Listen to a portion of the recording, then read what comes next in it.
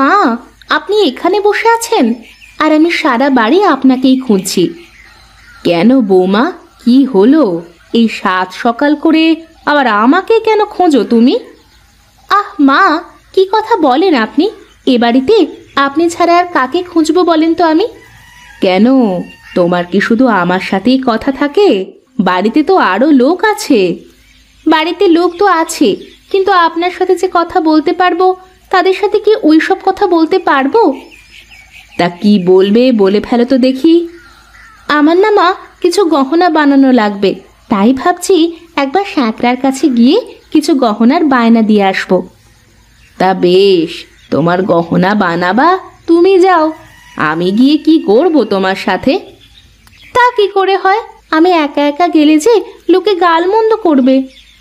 তো রতনকে সাথে নিয়ে যাও না, ও তো বাড়িতেই বসে বসে থাকে সারাদিন। না মা, ওনাকে সাথে নিয়ে গেলে শ্যাকরা আমার গহনা ঠিকঠাক করে বানাবে না। কি বলো, সাথে পুরুষ মানুষ গেলেই তো ভালো হবে।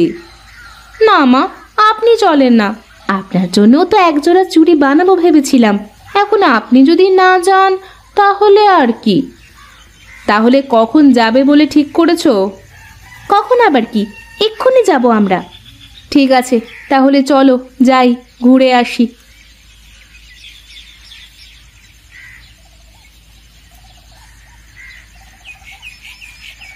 না, এই সকাল থেকে একটা খরিদ্দারও এলো না।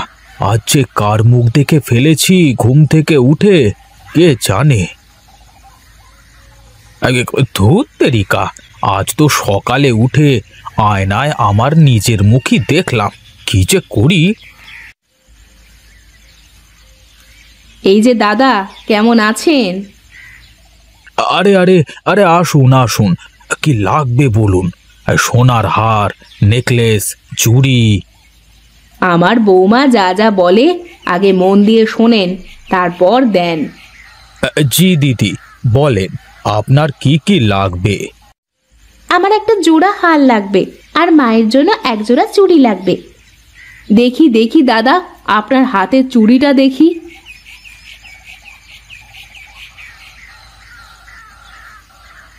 বাহ, কি সুন্দর দেখতে, তাই না বৌমা? হ্যাঁ মা, অনেক সুন্দর, আপনার হাতে বেশ মানাবে। আমাকে ঠিক এমন একজোড়া চুড়ি বানিয়ে দিবেন দাদা? ঠিক আছে দিদি, কোনো চিন্তা করবেন না, এর থেকে ভালো করে বানিয়ে দেব। এখন আমাকে একটা জোড়া হার দেখান তো দেখি। হ্যাঁ হ্যাঁ, দেখেন দিদি দেখেন, আপনার যেটা পছন্দ হয় আমাকে বলেন। এই যে দাদা, এই রকম একটা হার আমাকে বানিয়ে দেবেন। বেশ বেশ, কোনো চিন্তা করবেন না, আমাকে টাকা দিয়ে অ্যাডভান্স করে দিয়ে যান, আমি বানিয়ে রাখবো। এক সপ্তাহ পরে এসে নিয়ে যাবেন, কেমন? আচ্ছা ঠিক আছে, এখন আপনাকে কত টাকা দিতে হবে তাই বলেন। আগে অর্ধেক টাকা দিয়ে যান, বাকি অর্ধেক গহনা নেওয়ার সময় দিয়ে যাবেন। ঠিক এক সপ্তাহ পরেই কিন্তু আসবো। এসে কিন্তু কোনো বাহানা শুনবো না, এই বলে গেলাম। কিচ্ছুটি চিন্তা করবেন না, এক সপ্তাহ পরে এসে নিয়ে যাবেন।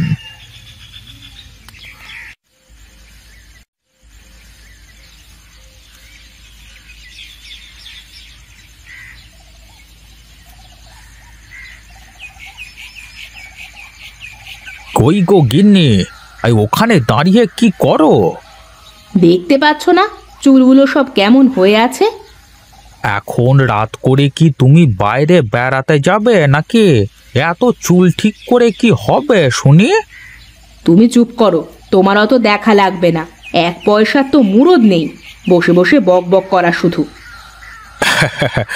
বয়স তো অনেক হলো, এবারে সব বাদ দাও। তুমি কি বুঝবে? কোনোদিন তো ভালো একটা জামাও গায়ে দিলে না। বইয়ের টাকায় ফুটানি মারবার মতো মরদ আমি না গিন্নি, জোর করে তো বিয়ে করলে আমার রূপ চেহারা যৌবন দেখে। ভুলই করেছিলাম, তোমার থেকে যদি একটা ল্যাংড়া লুলাকে বিয়া করতাম তাহলে অন্তত যা বলতাম তাই শুনতো। হ্যাঁ, ওই তো বলতে পারো। আমাকে দিয়েও কি কম কিছু করিয়েছ? নিজের গোসলের পানি পর্যন্ত আমাকে দিয়ে ফুটিয়ে নিয়েছো। পানি তো গরম করেছো, মানুষের জামাই তো বউয়ের পা পর্যন্ত টিপে দেয়, আর আমার জন্য কি একটু করেছো? তাতে তার মান সম্মানের হানি হয়ে গেছে।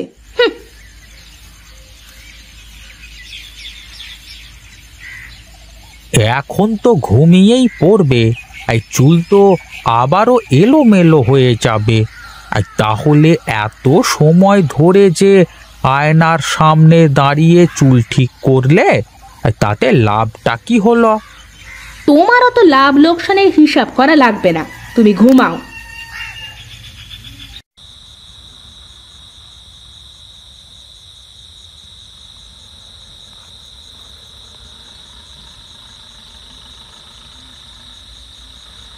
কপালে এও লেখা ছিল যে পুরুষ মানুষ হয়ে ঘরের সব কাজ আমাকেই করতে হবে। তুমি কি কিছু বললে নাকি? না, কি আর বলবো, আমার কি আর কিছু বলবার আছে?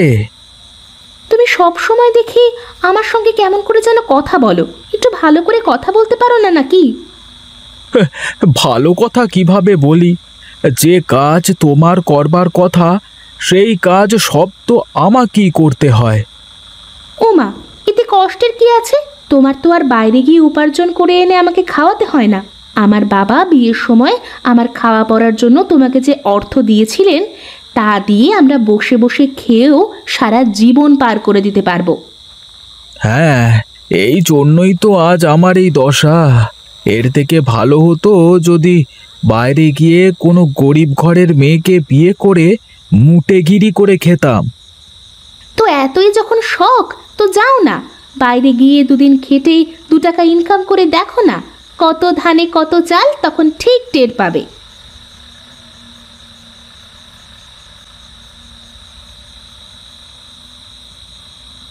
তুমি ফল খাচ্ছ না কেন? দেখো, তোমাকে যদি বাইরে গিয়ে রোজগার করে আনতে হতো তাহলে তোমার কতই না কষ্ট হতো। তার থেকে ভালো এই না যে তুমি বাড়িতেই থাকবে আর এই ছোট ছোট কাজগুলো করবে। হ্যাঁ, তা তো ভালো, কিন্তু তুমি যদি পুরুষ মানুষ হতে তাহলে বুঝতে। আজ বুঝতে পারছি কেন এই গাঁয়ের সব পুরুষ মানুষ হারিয়ে যায়। এ কি কথা বললে তুমি? দেখো, আমার বাবা তো বুড়ো হতে চললো, সে তো পালায়নি, তাহলে তুমি এই কথা বলছো কেন? আর তুমি না থাকলে যে আমিও থাকতে পারবো না এই বাড়িতে। আচ্ছা আচ্ছা, হয়েছে, এখন ফল খাওয়া হলে শুয়ে পড়ো, আমার ঘুম পাচ্ছে।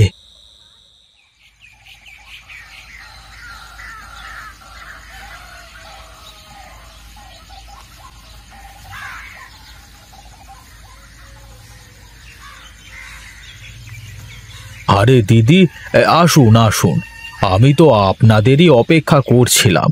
আজ সকাল থেকেই কেমন হাতের তালুটা চুলকোচ্ছিল। আমাদের সব গহনা তৈরি হয়ে গেছে? হ্যাঁ দিদি, এই নেন। এই নেন আপনার টাকা, আমরা এখন চলি।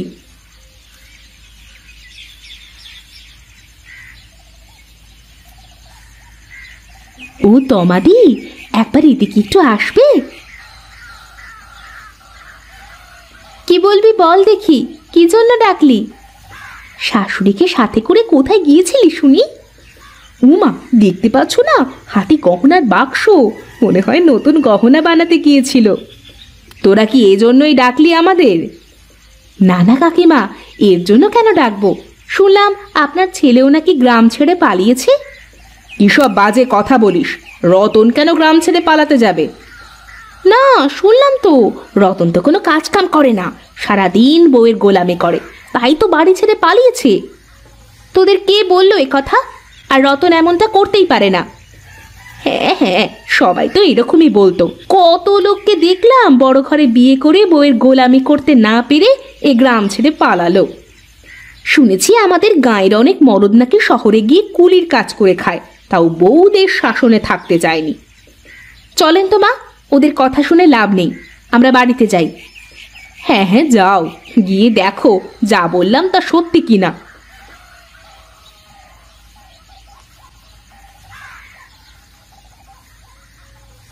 ওগো, রতন কোথায়? রতনকে দেখতে পাচ্ছি না তো। রতন, রতনকে তোমরা আর খুঁজে পাবে না। এ কি বলছেন বাবা? উনি কোথায় বলেন আমাকে, আমি কি আনবো ওনাকে? ওকে আর ফিরিয়ে আনতে পারবে না বৌমা। ও যে মুক্ত আকাশে ডানা মেলেছে এই বন্দি কারাগার থেকে। তার মানে সত্যি রতন বাড়ি ছেড়ে চলে গেছে? রতন!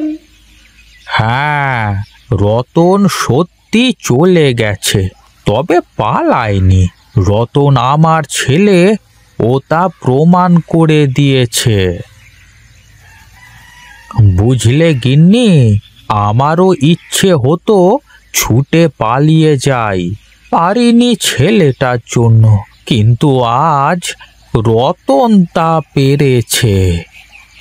ওগো, আমরা কি তোমাদের সাথে কখনো খারাপ ব্যবহার করেছি? শোনো গিন্নি, একটা পুরুষের সব থেকে বড় লজ্জা কি জানো? ঘরের গিন্নির কথায় ওঠা বসা, তার সব কাজ করা। হ্যাঁ, পুরুষ মানুষ শখ করে দিলে কিছুই মনে করে না, কিন্তু তাকে দিয়ে করানো হলে তা অপমানের। আমাদের ভুল হয়ে গেছে বাবা, আমরা অর্থের মোহে কখনো এসব ভাবিনি। আপনি দয়া করে রতনকে ফিরিয়ে আনেন। ওগো, তুমি রতনকে ফিরিয়ে আনো। আমি আর বৌমা তোমাদের সব কথা শুনবো। তোমাদের কিচ্ছু করতে হবে না, সব আমরা দুজনে করব। তুমি আমার রতনকে ফিরিয়ে আনো।